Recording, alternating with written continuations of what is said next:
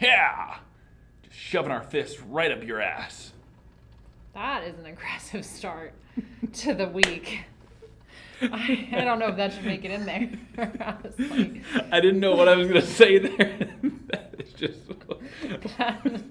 that just seems way too aggressive to start the podcast.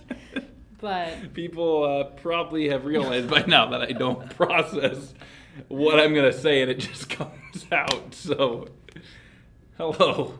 Episode 7 of the Waft.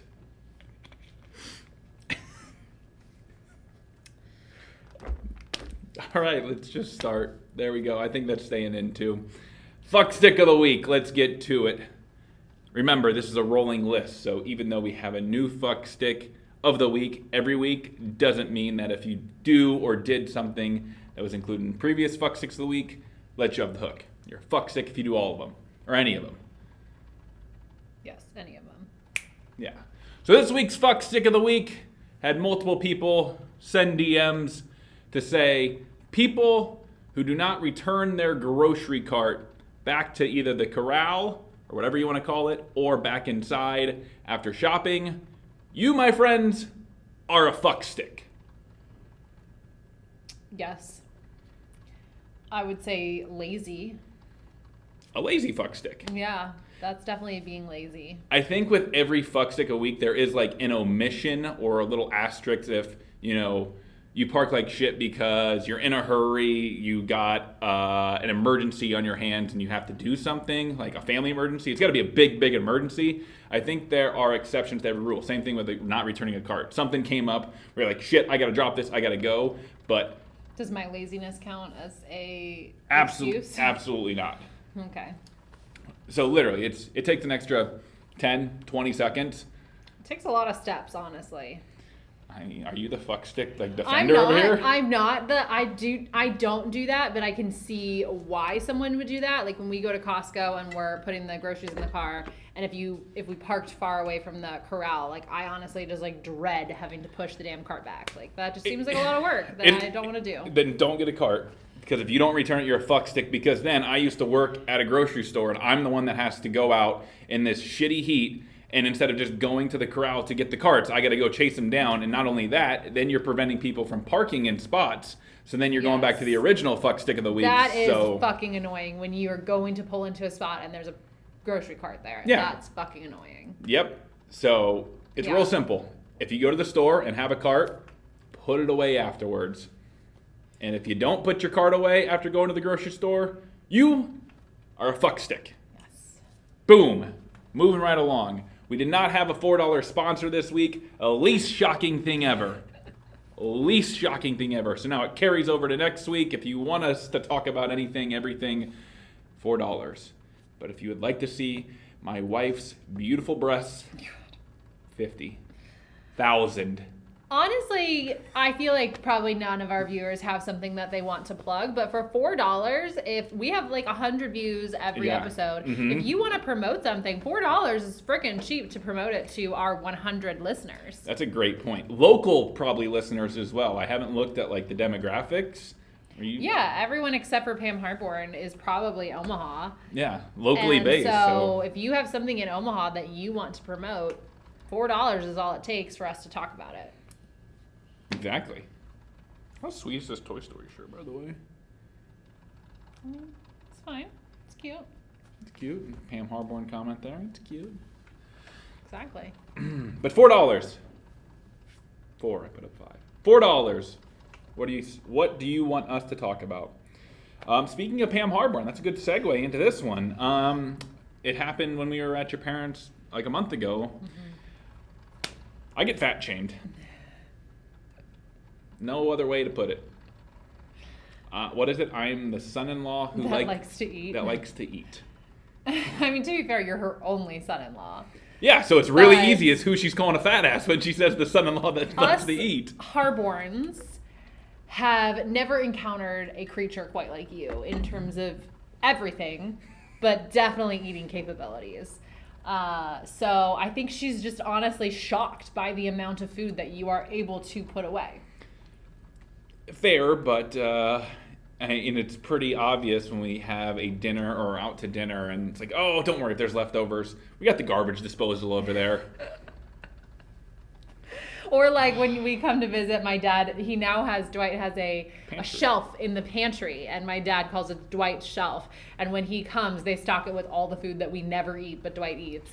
And they want to make sure that he has enough food to eat. I have pistachios, chips, and salsa. It's not like I'm eating candy bars and... Yeah, but they don't eat chips and salsa. They would never buy chips if it wasn't for you. Your dad enjoys the barbecue chips. He does, but he wouldn't buy them for himself. No, just saying. They're just honestly in awe of your eating capabilities. We should not fat shame is all I'm going to say. That's all I'm saying. And in parentheses here, I have a question that I posed to our listeners. How do we feel about wasting food? Because...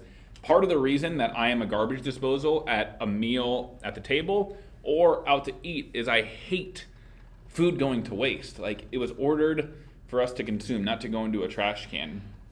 I agree, but I think that you do it to a detriment. If we take that trip to Colorado as an example, like you literally ate to the point where you were going to throw up.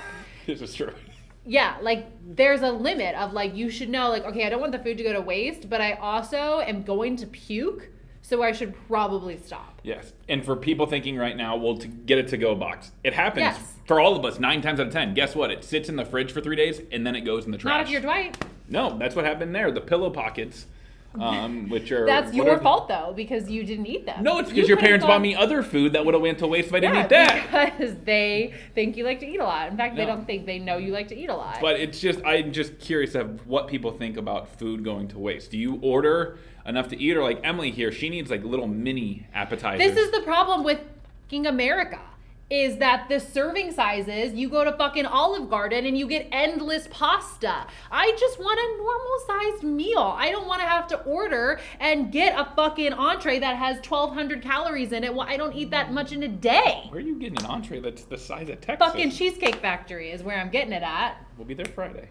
Yes, we will. But I'm just saying, maybe if people didn't have giant portions, we wouldn't have to waste food. But you order an appetizer that has like 6 little things on it, and then you have one. And then if I want to try it. And that's why I have you, because you eat the rest. No.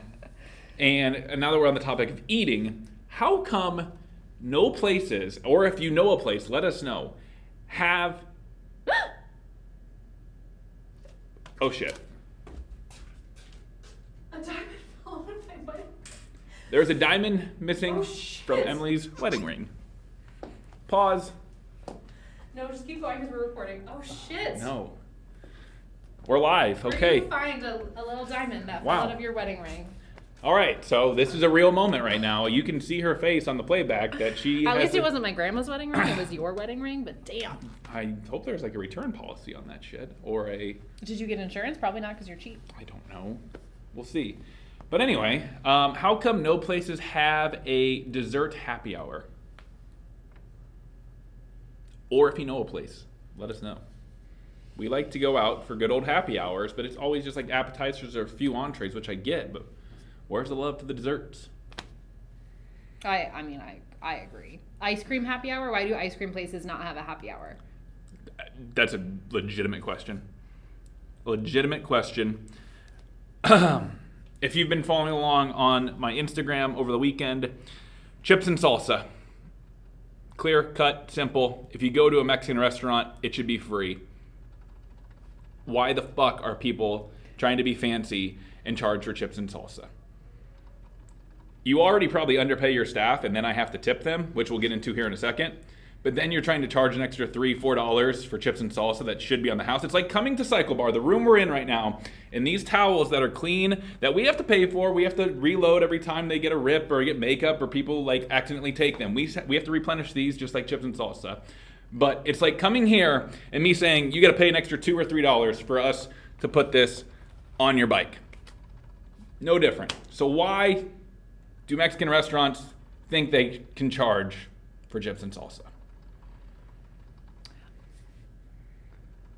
I guess I would argue I would love to hear an argument because I don't... that it's almost unfair for Mexican restaurants because some restaurants will give you free bread, but most restaurants, they don't give you like bread. They don't give you anything free.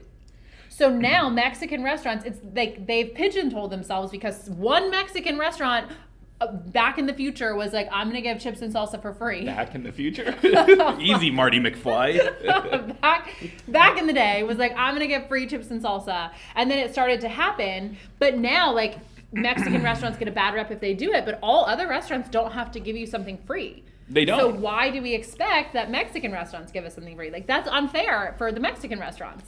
And that's the way it's always been. And I bet if you go to other gyms, they don't give you a free towel. So we've kind of screwed ourselves by now giving free towels. People are going to start paying $2 per towel every time you take a class. We have to do a million loads of laundry a day, which then makes us have water. People get holes in the towels, which means we have to buy new ones. That's part of the experience. Why is Cycle Bar now having to do this? Because that's part of our experience. Because then it is part of the Mexican experience. No. Because you go to these places, and the places that are charging for chips and salsa are also charging $2, $3, $4, $10 more for their entrees that are the exact fucking same because they're the fancy Mexican places so they can make more money. So I'm not going to charge people more because our rides and our memberships are appropriately priced for the whole experience, just like chips and salsa should be included for the whole Mexican experience. I mean, I agree. I like my bougie Mexican food, so I'm very annoyed. If anyone wants to go to Moolah with me, Dwight refuses to go because you have to pay for chips and salsa. Because it's bullshit. So if someone wants to go to Moolah with me, let's fucking go. Because then and now that I'm on a soapbox here, tipping. I've never been to Europe, and I don't think they tip over there, and that's the way it should be here. Once upon a time, who the fuck decided that we can pay servers like $2 an hour or $3 an hour? So then I go to your restaurant and have to pay $15, $20, whatever it is for a meal, and then I'm expected to pay their wage on top of it when I know that food didn't cost you that much. Where did that start? Why did that start? I don't know, because that is only an American thing. Because that's stupid. That's like, again, someone coming to Cycle Bar, and I'm not saying do this because, again, we're appropriately priced and everything's the way it should be, but that's like coming to Cycle Bar. We work our ass off behind the scenes. Emily made a sweet reel. Shout out to your reels. Thanks. About her playlist and how much time goes in on the back end to it, and then we pour our heart out on the stage there. How come we don't have a tip jar up there? We're providing a service just like going to a restaurant. I don't want that though. It's included. Like, who decided that the customer should be paying the wages of the employees? I don't know the answer. Because then I feel like a dick if I don't tip, but that shouldn't be my responsibility. A lot of questions being brought to light in this week's episode that I'm just very curious to hear some comments on, because just like the fuck stick parking jobs stuff, that shed a lot of light that other people shared the same opinions that we did, that if you don't park between the lines, you're a fuck stick. Like, so I'm curious where people stand on some of these issues that we have just discussed. Yeah, I think like when you go to a coffee shop, it's a pooled tip, because I know like that's what they do in a lot of places, because the girl ringing me up asked me for the tip, but she's not actually making my coffee. Someone else is making the coffee, but I think they do a pooled tip. But yeah, I mean, maybe it should be on the coffee place to then appropriately pay their staff so that we don't have to buy a $7 coffee and then make it cost $9 because we're having to add a tip onto it. That, or a juice place or a shake place. I don't understand that. And it feels uncomfortable when they turn the kiosk to you. Right. And then you're like, and no you're tip. Already overcharging me for my coffee. Like, I'm already having to pay $6 plus an extra $1 for almond milk. And now you want me to add another $1 on top of that to tip you? Like, that's definitely super frustrating. Yeah, so how come certain places tipping is like almost expected or the norm, and then other places like Cycle Bar, or I'm just trying, like, you go to get a massage, you're supposed to add to the tip, but you don't do it here. Or you go get your hair cut, you add it. But then there are others, I'm trying to think of another place that doesn't do tipping. But most service things are tipping except like fitness, because I don't know if that's not considered a service, I guess. Yeah, I'm just curious how, like, who made the rules where it's like tip here, don't tip here. I'm a dick if I just pay $90 for a massage, but then I don't pay another $20. Like, just I don't understand it. Yeah. Someone shed some light on it. Yeah, someone please make sense of it. Please help us out here. Hopefully we can find this diamond, by the way. Hopefully I have insurance on it. Hopefully you do. 15 minutes in. This is, let's see, do I got anything else? I have two things. One, you have no clue that it's here. Should Emily model? You're funny. We're posing more questions. Kim Harborn immediately says no. This is normal modeling. I know I always talk about her nipples and her boobs. I'm talking normal, top, clothed modeling or face modeling. Because she doesn't hear compliments from me all the time, or if she does, she doesn't think they're sincere. But my wife is the most beautiful human on this earth, and why she is with the guy in the fucking Toy Story shirt, nobody knows. No one knows. But like this, no makeup ever when she's in the studio here, and this body is just banging. So you could do here or here. I could be a hand model. I've got nice fingers. She's getting uncomfortable now. I am. But should she model? And if so, how does one become an adult model? Yeah, how do you do it? I think my mom always said no. The amount of times if I had a dollar for every time someone was like, oh, you should model growing up, I would be fucking rich. But Pam Harborn said I have to get educated and I can't become a cocaine addict. And so modeling was kind of out of the window with that one. So I support that decision from Pam. Good decision. I got an education and look at where I am now. But being broke as fuck, and recently people have also asked me again if I model, I'm like, maybe I should put my face to use. I don't know how one gets into adult modeling as a 30-year-old though. Like they'd probably have me be model for like 50-year-old shit at this point. Maybe you can model for cat food. You and a cat. I should do some cat modeling with Macklemore. There you go. Yeah. Nailed it. Just need a photographer now. We're on to something. We're on to something. The last thing I had on my phone, so I'm just gonna say what it said and just see where it goes. Just says being a nudist. Honestly, this started with me though. Again, a question. I get awful, I don't know if it's hormones, night sweats. Like my whole life, I just sweat so bad at night, even if it's like 0 degrees outside. So I decided to start being a nudist because I was You're a fake nudist. In the sleep, because I was like, maybe it'll help me cool down if I sleep completely in the nude. And like let your parts breathe, just let your body breathe. I was like, I feel like this is a good idea. Dwight then copied me and was like, well, I'm gonna be a nudist as well. And so I'd be curious, how do you sleep? Are you like a pajama person? Do we sleep in the nude? Do you stay consistent? Because Emily started as a nudist and then like 3 days later, then she's wearing like underwear, and then sometimes she wears a shirt. Like I'm full on. As a woman, I'm full you on cannot nudist. be a nudist 100% of the time. I feel like I follow that, surprisingly. Yes. So sometimes I can't be a nudist. The hardest part about being a male nudist is when you wake... The midnight boners, which needs to be in an episode. Yeah, we'll talk about the midnight boners another time. It's more like the 3 a.m. boners being a nudist. But for men, when you go to the bathroom and take a tinkle, you always dribble. This is my number one pet peeve, that men don't wipe. I do not fucking understand why men pee. Their dick is literally still dripping pee, and they're like, let me throw my shorts back on. No. I see the dribble. Like, Yeah. Who the fuck is like, yeah, I'm just gonna let the pee. Like, as a woman, I don't like pee and then shake it out and put my pants back on. That's disgusting. It's just like pumping gas. Here is a great analogy that we will leave you on this nugget before you can go on your merry little way. When you pump gas, gets done pumping, you shake it. After you shake it, you pull it out. Guess what? It always fucking dribbles. Grab a piece of toilet paper. Always dribbles, no matter how many times you shake it. Put it away. Same thing with taking a pee. You stand in there, a little visual, hey, shake that little guy out. And then you go, pull the pants up, still dribbles in there. There is no way to prevent it. I think if you just grabbed a piece of toilet paper and like little dab. That's what I do now as a nudist, but I mean, I'm sure there's little drips on the way back to the bedroom. I'm never going to sleep on our sheets again. I said back to the bedroom. They're fine once I get back to the sheets. All right, let's go find this. I'm really concerned about this diamond, so I got to peace out. Yeah, peace out. Peace out, Cub Scouts.